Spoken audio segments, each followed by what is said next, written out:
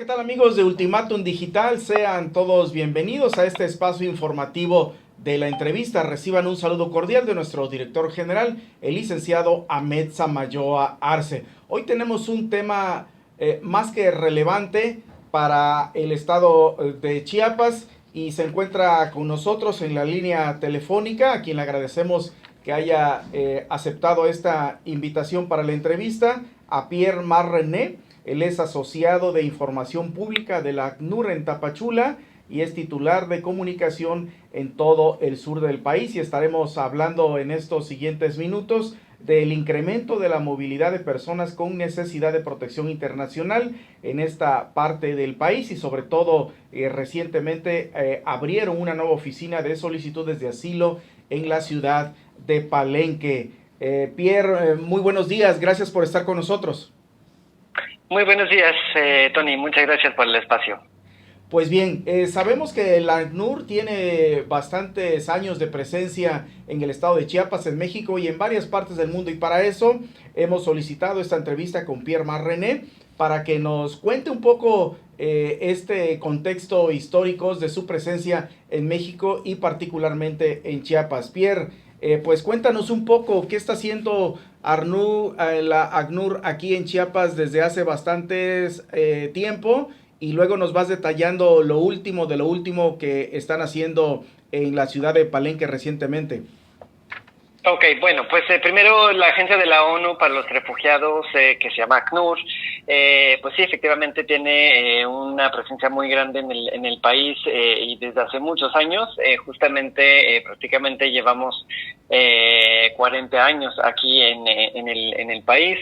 No necesariamente en Chiapas, pero sí a nivel nacional, sí, desde que se abrió prácticamente las oficinas de la COMAR, de la Comisión Mexicana de Ayuda a Refugiados. Pues sí, tenemos esa presencia en el país. Básicamente la misión que nosotros tenemos es apoyar a las personas refugiadas, es decir, las personas que huyen de sus países por cuestión de violencia y persecución, porque su vida corre riesgo en sus países y tienen que huir por estas situaciones para que salvaguardar su vida. Básicamente es lo que nosotros hacemos, informarles sobre sus derechos, el derecho a solicitar asilo en otro país. También forma parte de los derechos que tienen esas personas, entonces eso es parte de lo que estamos haciendo. Y bueno, nuestra primera oficina en Chiapas, cuando se abrió, estuvo en Comitán, y ahora pues ya llevamos en Tapachula, se transfirió a Tapachula desde hace más o menos 16 años, a principios de los años 2000.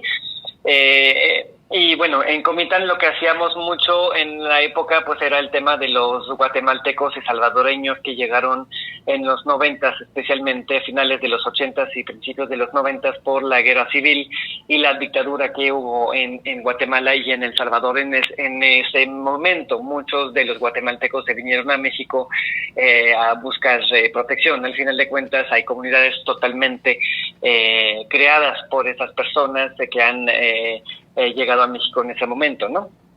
Y ahora pues ya estamos viendo la misma situación acá en Tapachula, que es la principal puerta de entrada a México desde la frontera sur, donde la mayoría que llegan a solicitar asilo lo hacen aquí. Hablamos del 60% de las personas que solicitan asilo en México lo hacen acá en Chiapas, especialmente en Tapachula, y hay otro 6% que hemos visto el año pasado en Palenque. Desde el año pasado justamente la Comar abrió una oficina allá. Antes de eso pues se hacía a través del equipo en Tenosique, en Tabasco, que hacían como misiones en esa zona, porque estábamos viendo desde hace tiempo justamente un incremento de solicitudes ahí. Muy bien, Pierre, y relátanos un poco cómo es este proceso. Yo llego de la India y cuáles son los pasos que tengo que seguir y cuál es el tipo de atención que empieza a dar cuando alguien solicita este refugio político. Bueno, todo depende de dónde llegan y cómo llegan también. Obviamente cuando llegan acá a Tapachula, por ejemplo, o a Palenque puede ser también lo mismo, y en Tenosique pues básicamente pues cuando llegan a la estación, las oficinas de migración, es donde tienen que decirles a las personas que están ahí, los agentes migratorios, que ellos quieren solicitar asilo. Y es lo que están haciendo hasta el momento. O pueden llegar directamente a la Comar también, a las oficinas de Comar que están acá en Tapachula o en Palenque, que también hay una oficina allá. Y básicamente es así que se empieza el registro y todo el proceso, ¿no? Que les entregan el documento, el oficio de que ya están solicitando asilo, y con ese documento no pueden ser deportados. Y pueden estar en México mientras se lleva el proceso, hasta que o los reconocen o no. Eso básicamente es lo que se hace, y una vez que ya solicitaron, nosotros también les podemos apoyar. Muy bien, Pierre. ¿Y cómo están las estadísticas de qué nacionalidades empiezan a hacer este proceso de solicitud y en qué condiciones llegan? Hay en condiciones a veces bastante lamentables, en condiciones de calle. ¿Cómo están las estadísticas? ¿Qué registro tienen? ¿De qué países número uno primero llegan? ¿Y bajo qué condiciones? Sobre todo si se trata de algunos países que realmente sí se comprueba que traen una opresión política de salir justificadamente huidos. Bueno, el primer país donde llegan esas personas actualmente son de Honduras. El norte de Centroamérica es de la mayoría de las personas son de ahí, por el tema de la violencia, de las pandillas, de la persecución que llevan a hacer las maras y las pandillas en esos países. Hablamos de Honduras primero, El Salvador y Guatemala.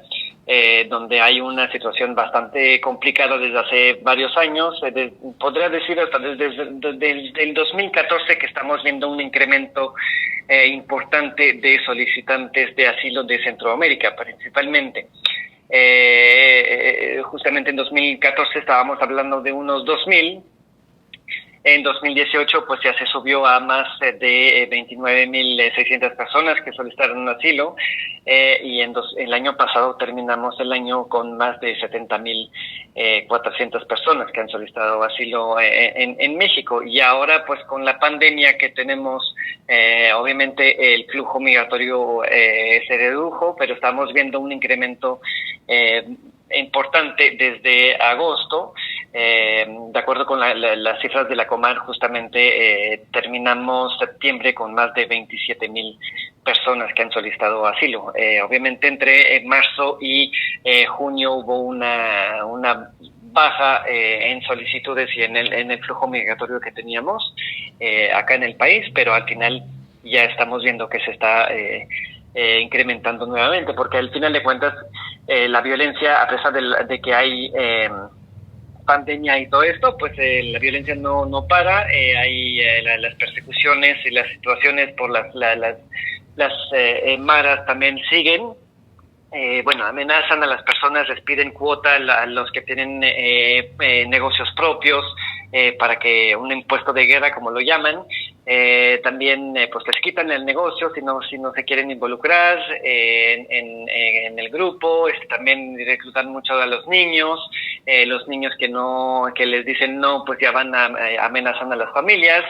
Y al final ya muchos pierden sus casas o se tienen que ir porque les dan un tiempo muy corto de salir de la casa, porque van a tomar la casa. Eso es de las situaciones que estamos viendo bastante en los últimos años, desde Honduras y El Salvador especialmente, pero lo hemos visto de Guatemala.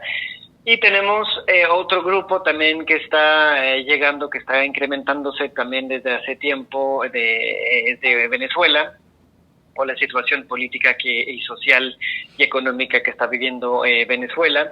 Y hay un grupo también importante de Nicaragua también que está llegando a México por la misma situación de la situación política, sociopolítica allá en Nicaragua, donde estamos viendo situaciones de persecución política de muchas personas también por la situación allá. Y hablando de estadísticas, ¿han detectado el mayor porcentaje son jóvenes, menores de edad, adultos mayores, mujeres, hombres, etcétera?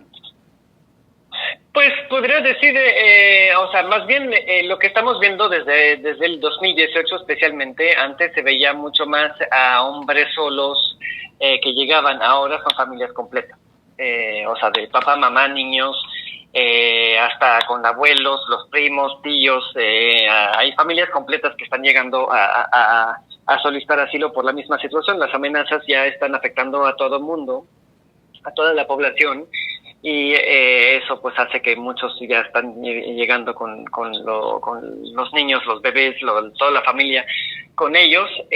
Hay un incremento también de la comunidad LGBT que estamos viendo también por la discriminación y las amenazas que han recibido muchos de esas personas de esa comunidad que huyen por esta situación de discriminación y afectaciones que están viviendo allá.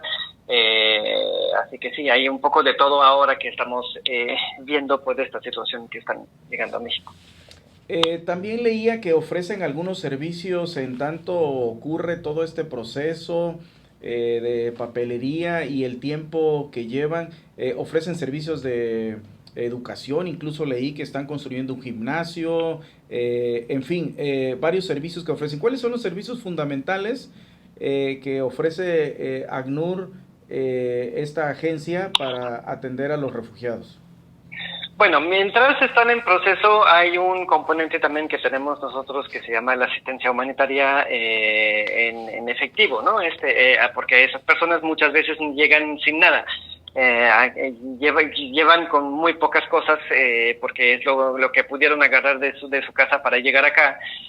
Así que pues prácticamente no tienen nada acá, así que eso sí es como durante el proceso les estamos apoyando con algún apoyo para que puedan por lo menos rentar un espacio propio. Especialmente se incrementó eso por la pandemia porque justamente no queríamos que estuvieran amontonados en albergues y los albergues también cerraron a nuevos ingresos. Entonces había que buscar una forma de que esas personas pudieran estar protegidos de cierta forma en casas o en departamentos donde podían rentar o un cuarto por lo menos donde pudieran estar mientras están en proceso.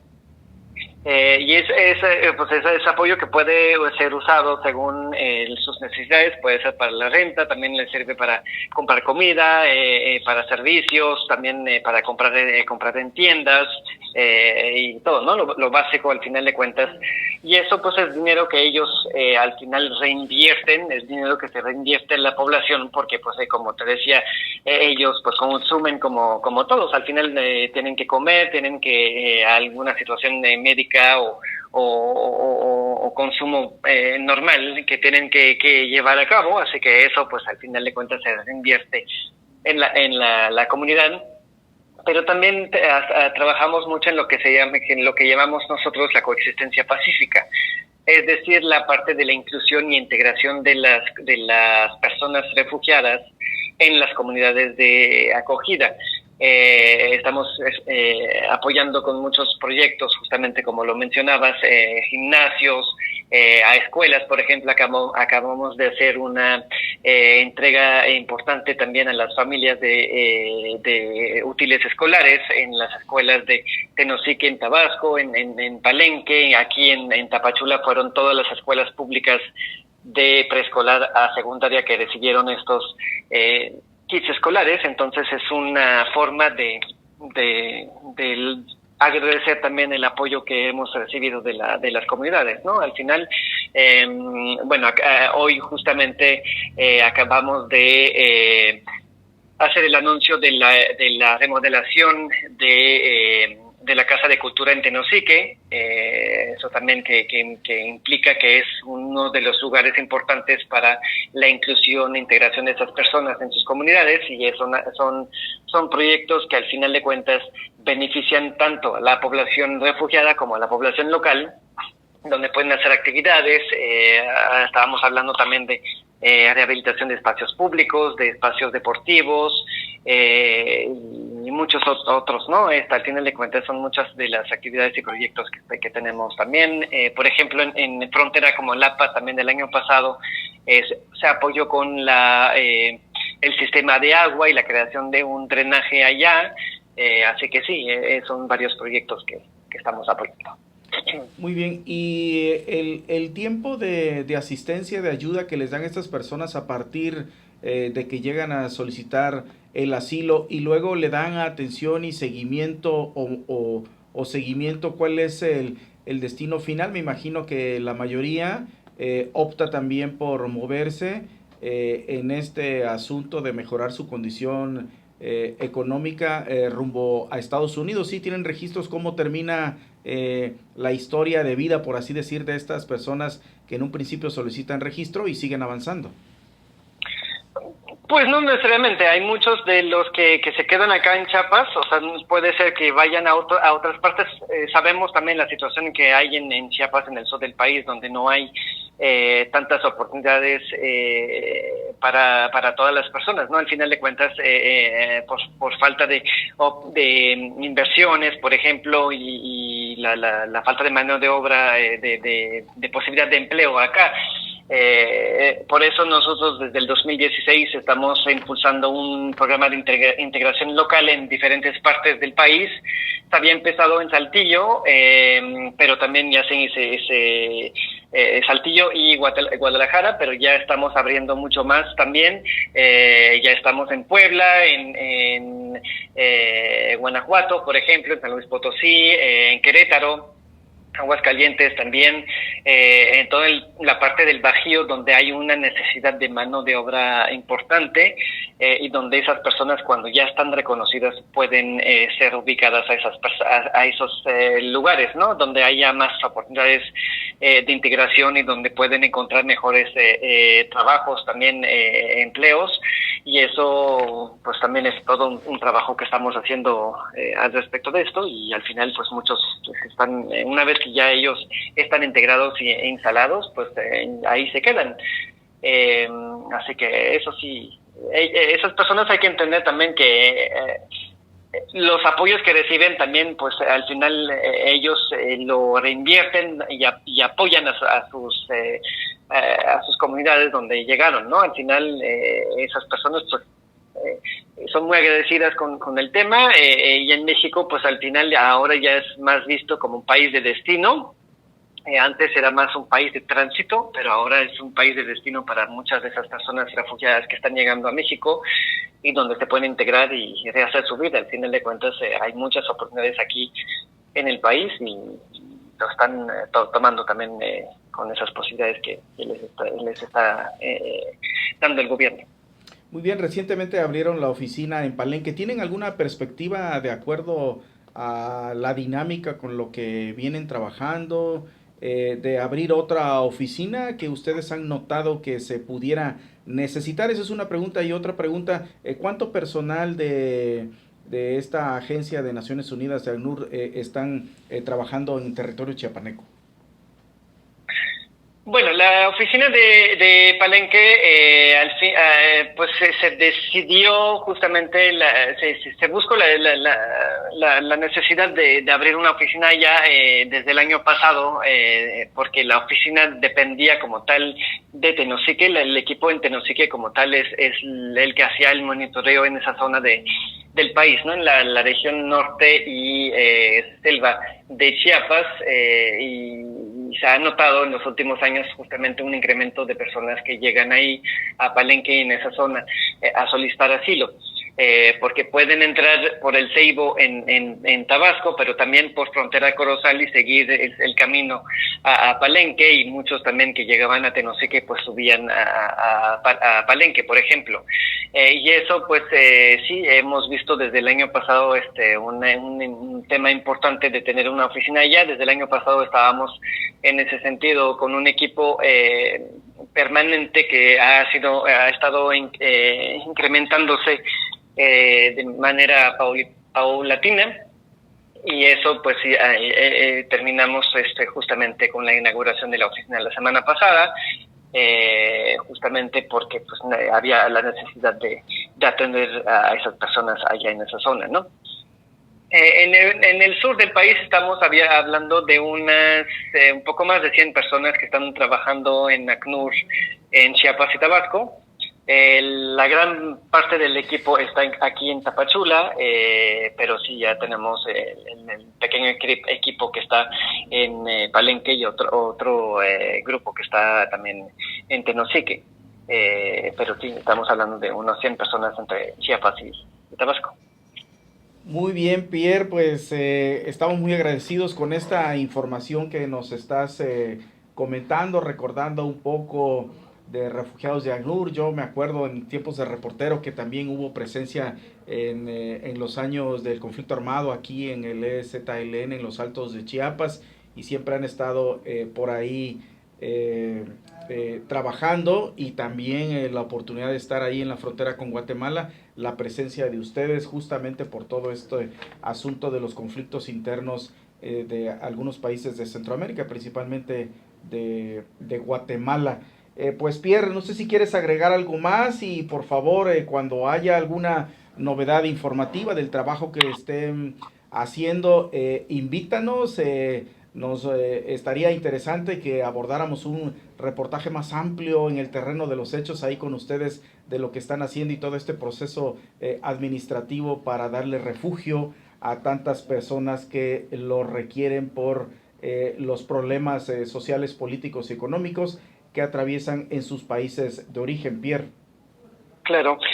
Que quisiera agregar justamente que si bien somos unas 100 personas que están trabajando tanto en Chiapas como en Tabasco, la gran mayoría, o sea, por lo menos las 3/4 de los equipos, partes de los equipos son al final de cuentas locales, mexicanos o de Chiapas o de Tabasco, la mayoría.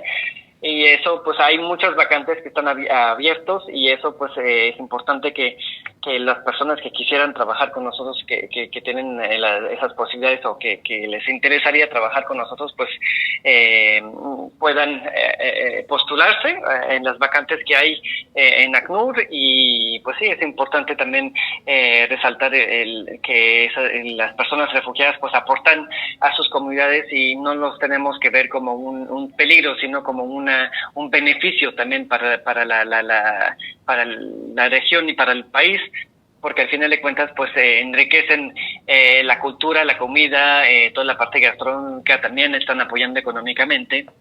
Así que sí, están aportando al país y hay que apoyarlos también. Al final de cuentas, nunca sabemos cuándo nos puede tocar tener que huir del país por cualquier situación que puede pasar en algún momento de nuestra vida, y eso pues también hay que entender esa parte, ¿no? Que nos tenemos que apoyar todos en algún momento, y pues los medios son muy importantes también para no estar generando xenofobia o discriminación hacia esas personas, ¿no?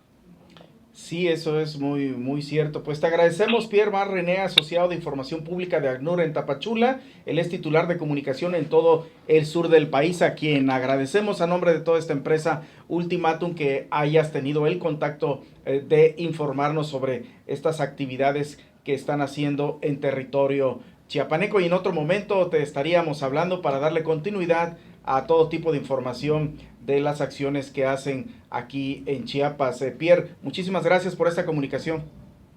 Muchas gracias por el espacio. Buen Perfecto. día. Pues gracias a nuestros seguidores de Ultimatum, y nos vemos el día de mañana en una nueva entrevista. Hasta pronto, muy buenas tardes.